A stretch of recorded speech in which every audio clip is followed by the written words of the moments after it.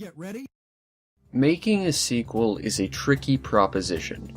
On one hand, if you don't change enough about a game, you'll be accused of basically just re-releasing the same game over and over, and then no one will want to buy it because there's no real reason to. On the other hand, if you change too much, you'll be accused of not being faithful to the game that came before it, and in turn people will hate it for, well, it being its own game. And thus we come to Space Harrier 2. And if you're anything like me, your first question is, there was a Space Harrier 2? And then you'll do some research and then have a second question, which is, and the first one wasn't released on the Genesis? The hell? Seriously, it has been a day of learning for me. It's amazing. This was a launch title for the Sega Genesis / Mega Drive, and it was basically either this or Altered Beast, and it's hard for me to recommend one over the other, because on one hand you've got this, a sequel that really doesn't do all that much to differentiate itself from the original in any meaningful way, and the other is Altered Beast, a game I have a fairly low opinion of. But we're not talking about Altered Beast, let's get into Space Harrier 2, Moon Boots and Space Pants Boogaloo. Now the story is simple, the fantasy zone is in danger, and unfortunately, Opa was on vacation, so Harrier has to go in and save the day again. Seriously, he's the lesser of the two Fantasy Zone heroes, no matter how you cut it. He's not a spaceship with wings. He's not cute. He just has space pants and moon boots and a big gun. Anyway, this game is a third-person shooter shmup hybrid, I guess? The idea is you enter an area, fly around, try not to crash into obstacles or get shot at, and blow up as many enemies as you can, until a boss shows up and then probably promptly blows you up. But then you should probably try and blow him up before you game over. And, well, that's it, really. It's a very simple game. Like I said, it is a sequel to the original Space Harrier, and it's one of those ones that doesn't really change all that much. In fact, pretty much the only thing it really does change in terms of gameplay is it allows you to actively select which zone you want to enter when you start the game, which is kind of interesting. You've got 12 different levels to pick from, and you can pick any zone as your starting point. Now they do loop, so after you clear one zone, you're automatically ejected into the next one, so you can't stop one level, pick another one at random, unfortunately. So you don't have full control, and that does feel like a missed opportunity, especially if this is going to be like the one thing that you're changing about the game.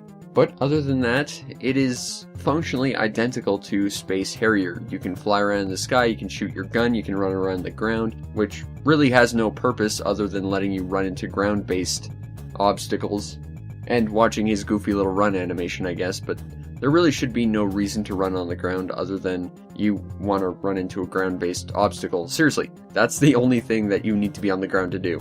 Everything else you can just fly around for. But other than that, it's basically just an inferior sequel to Space Harrier. I mean, they don't even have that badass dragon bonus section that the original Space Harrier had, which sucks. That was actually genuinely cool. But it really is just Space Harrier with a slightly different coat of paint, slightly different soundtrack, and a level selector. Oh, and if you need help in the arcade madness that is Space Harrier, which a lot of people do because it's an arcade game and it's really brutally tough, you can also turn on rapid fire mode, which makes things a little bit easier. So that's a nice little feature. Actually, I'm not sure if the original had that or not. Neat.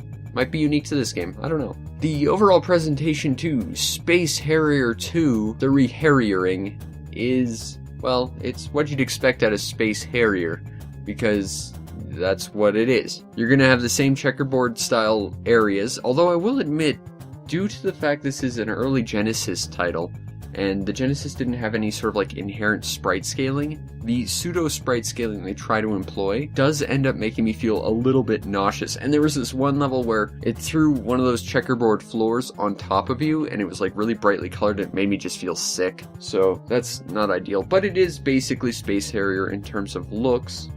They just change the sprites around a little. And in terms of audio design, it's nowhere near as memorable as Space Harrier. Like, that's the problem, is this game had to follow up Space Harrier, which had a really good soundtrack, and it's one of the few things about Space Harrier I really liked. It's notably my least favorite of the Yu Suzuki Superscaler arcade games, and I gotta say, the soundtrack is just garbage. I mean, what is this?